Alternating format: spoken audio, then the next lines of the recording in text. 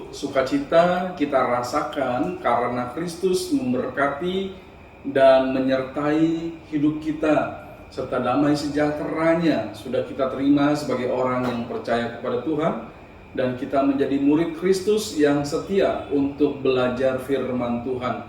Pada pagi hari ini kita memasuki pelajaran yang ke-13, dan saya memberi judul pelajaran kita adalah Yesus Raja Damai dan Kita. Dari Yesaya pasal 9 ayat yang ke-5 dan Matius pasal yang ke-5 ayat yang ke-9. Mari kita mempersiapkan diri kita untuk belajar firman Tuhan, dan kita akan membaca ayat-ayat tersebut. Tetapi sebelumnya saya terus berdoa supaya kita dalam keadaan sehat senantiasa, rohani kita bertumbuh terus menjadi kuat, dewasa, dan hidup kita benar di hadapan Tuhan dan di hadapan sesama manusia. Dan kita juga diberikan kesehatan secara jasmani. Di masa wabah penyakit seperti sekarang, kita tetap sehat karena Tuhan yang melimpahkannya. Tetap kenakan masker ketika kita keluar dari ruangan, dan seringlah membasuh tangan. Jangan memegang muka kita dengan tangan yang belum dicuci atau belum dibasuh. Dan ingat, senantiasa menjaga jarak satu dengan yang lain ketika harus berhadap-hadapan atau berbicara. Baik Bapak dan Ibu, mari kita akan berdoa terlebih dahulu sebelum kita mempelajari firman Tuhan. Bapa dalam surga, kami bersuka cita karena pagi ini mau belajar tentang Yesus Raja Damai dan kita sebagai murid-murid Kristus diharuskan membawa damai dimanapun kami berada. Kami siap untuk mempelajari firman Tuhan. Di dalam nama Tuhan Yesus kami sudah berdoa. Amin. Mari kita membaca bersama Yesaya pasal 9 ayat 5 dan kitab Injil Matius pasal 5 ayat 9.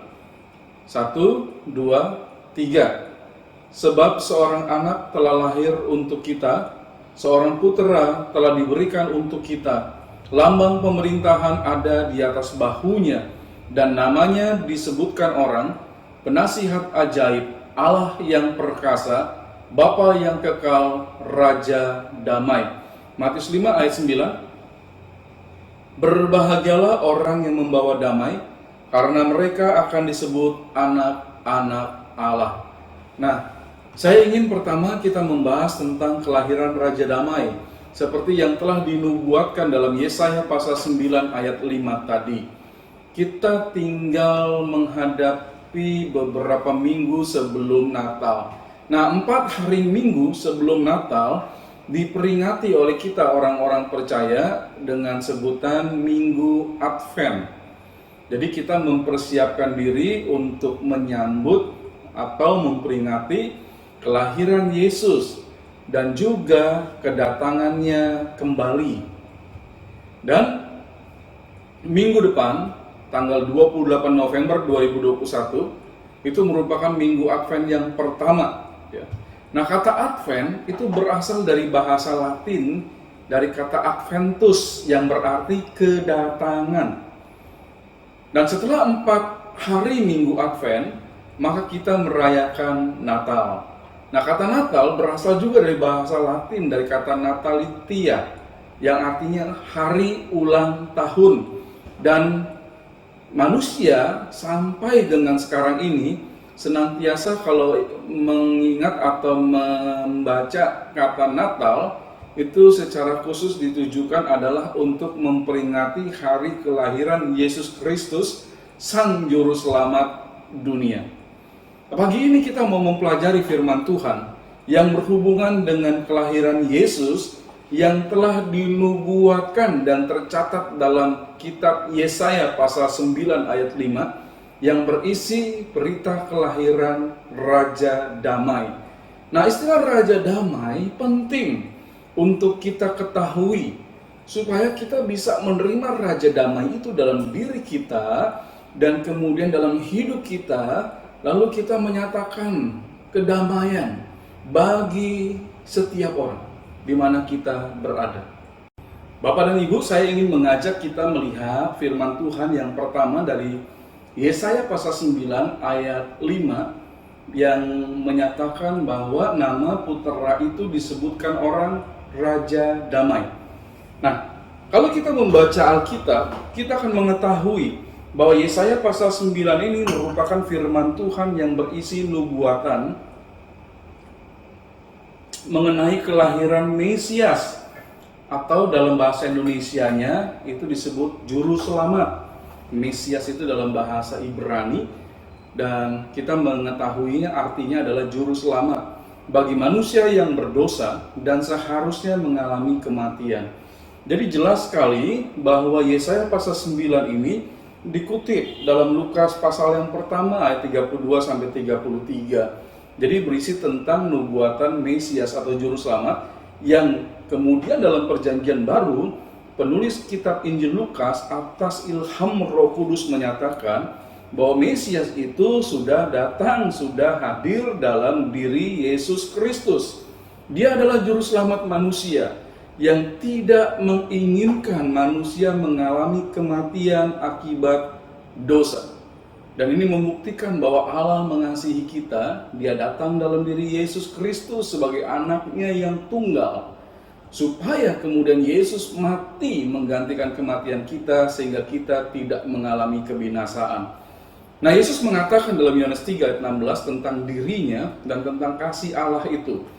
Karena begitu besar kasih Allah akan dunia ini, sehingga ia telah mengaruniakan anaknya yang tunggal, supaya setiap orang yang percaya kepadanya tidak binasa, melainkan beroleh hidup yang kekal. Yohanes 3 ayat 16. Yesaya 9 ayat 5 berbicara tentang kelahiran Yesus Kristus itu. Dan saat Yesaya menuliskannya, ini merupakan sebuah nubuatan. Roh Kudus mengilhami Yesaya untuk menuliskan peristiwa yang akan datang tentang kelahiran Mesias. Dan Yesaya seolah-olah melihat kelahiran Mesias itu sesuatu yang saat dia menulis itu belum terjadi, tetapi seakan-akan terjadi. Nah, hal itu sudah berlangsung sekitar 700 tahun sebelum Yesus dilahirkan.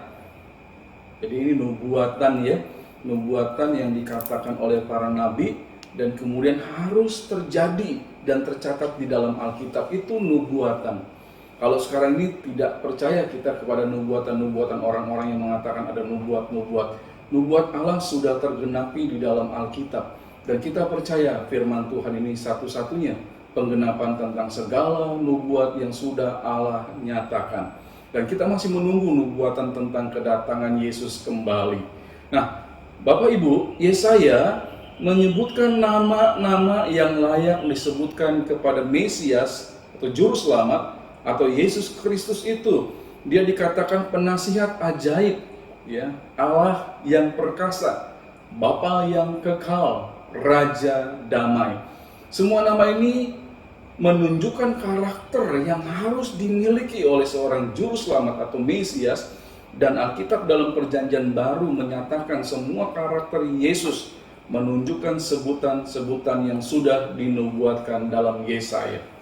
Nah, pagi ini saya ingin mengajak kita memahami tentang sebutan atau gelar yang disematkan kepada Yesus sebagai Raja Damai, atau dalam bahasa Ibrani-nya Sar Salom. Dan nyata dalam diri Yesus ketika dia mengorbankan dirinya untuk setiap orang yang percaya kepadanya, supaya kita selamat dari akibat dosa yang mematikan itu. Dan Yesus sebagai Raja Damai telah mendamaikan kita dengan Allah. Tadinya kita layak dijatuhi hukuman mati atau mengalami kebinasaan karena kita sudah berbuat dosa terhadap Allah. Tetapi akibat dosa itu kemudian dihapus melalui Yesus Kristus yang mati untuk menebus dosa kita dan membawa akibat hubungan kita dengan Allah didamaikan. Dan itu tercatat dalam 2 Korintus 5 ayat 18. Dan semuanya ini dari Allah yang dengan perantaran Kristus telah mendamaikan kita dengan dirinya, dan yang telah mempercayakan pelayanan pendamaian itu kepada kami. 2 Korintus 5 ayat 18. Jadi mari kita diskusikan bersama. Yang pertama, ya, saya ingin mengajak Bapak dan Ibu memikirkan berhubungan dengan perasaan damai.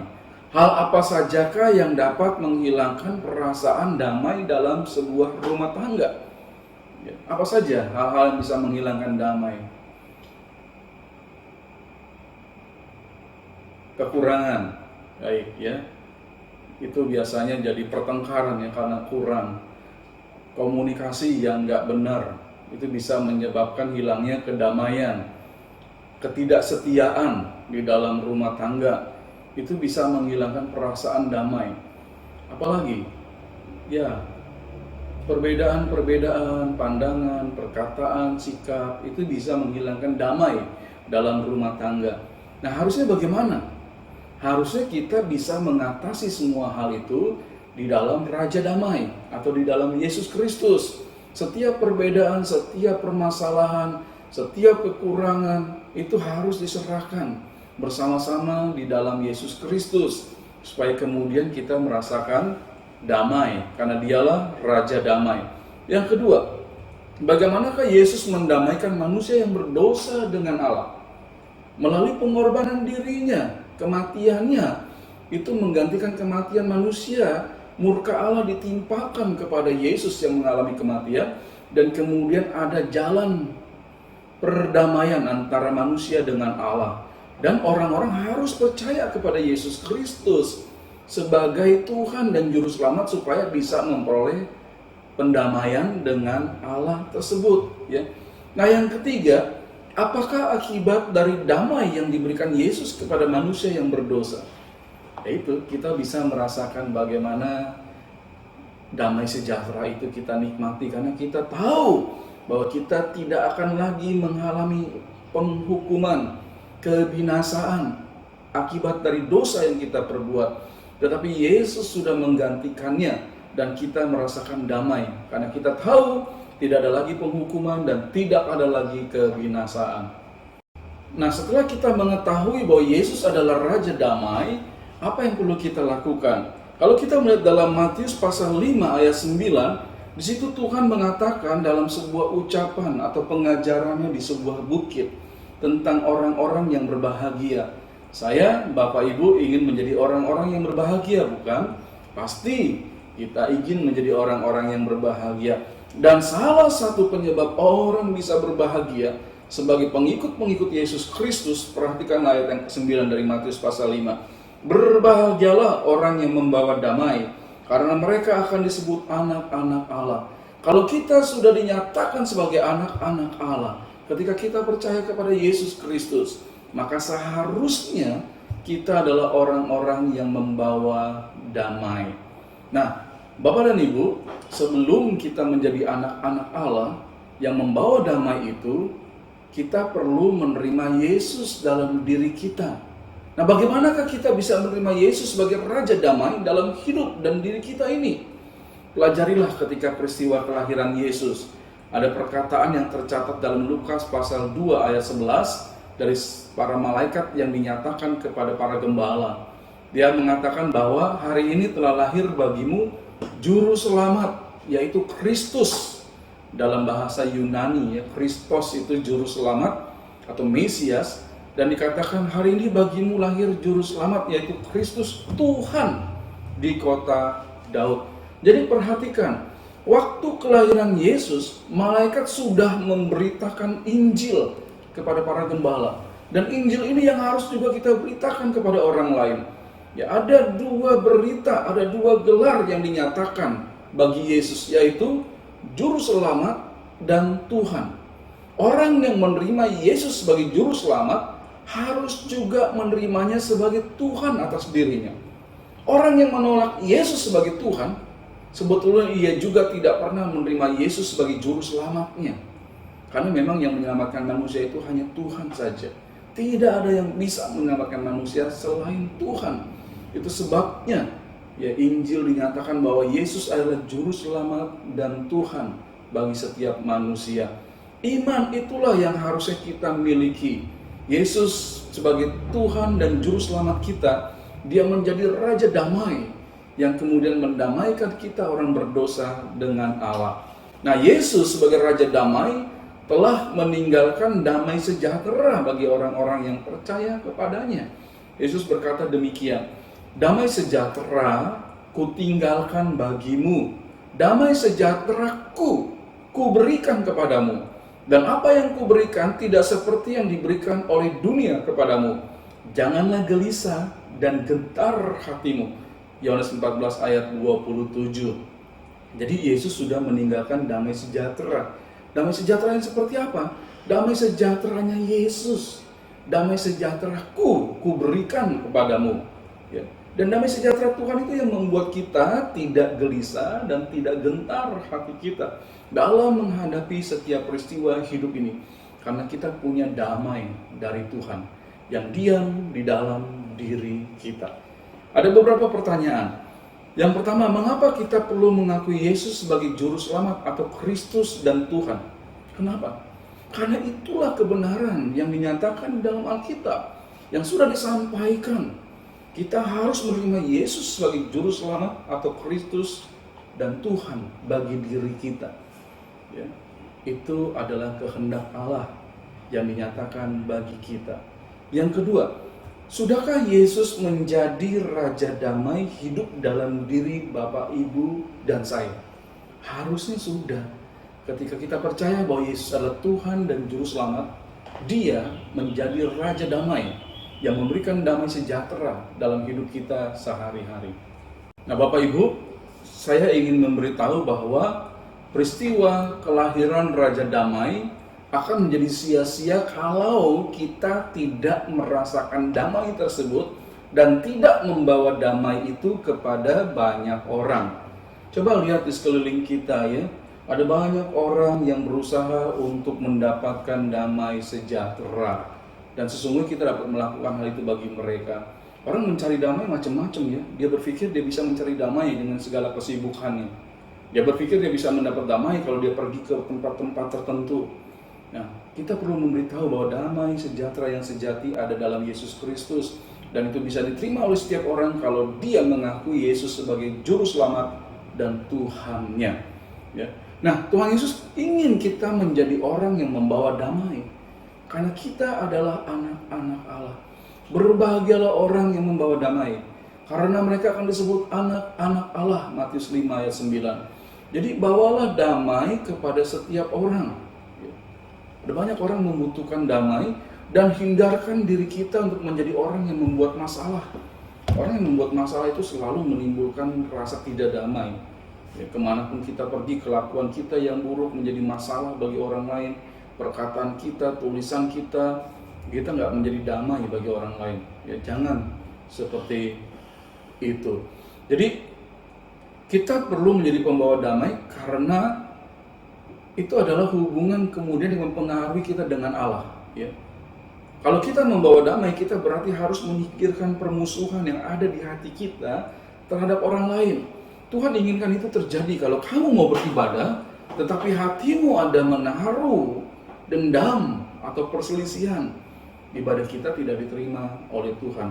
Yesus mengatakan dalam Matius 5 ayat 23-24, "Sebab itu, jika engkau mempersembahkan persembahanmu di atas mezbah, dan engkau teringat akan sesuatu yang ada dalam hati saudaramu terhadap engkau, tinggalkanlah persembahanmu di depan mezbah itu, dan pergilah berdamai dahulu dengan saudaramu, lalu kembali untuk mempersembahkan persembahanmu itu."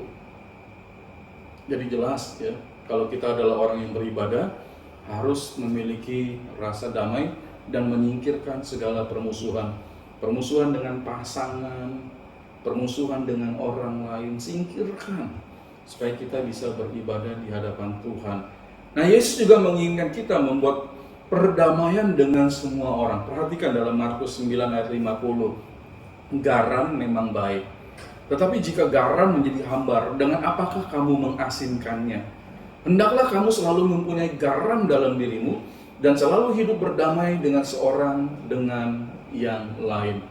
Jadi kita dinasihatkan oleh firman Tuhan, hiduplah berdamai ya, yang seorang dengan yang lain. Jangan ada permusuhan, jangan ada pertikaian, melainkan ada perdamaian senantiasa. Jadikan diri kita sebagai orang yang suka membuat kedamaian dengan siapapun juga. Yesus Raja Damai menginginkan kita menjadi pembawa damai dimanapun kita berada. Mari diskusikan bersama-sama. Yang pertama, mengapa kita perlu menjadi orang yang membawa damai?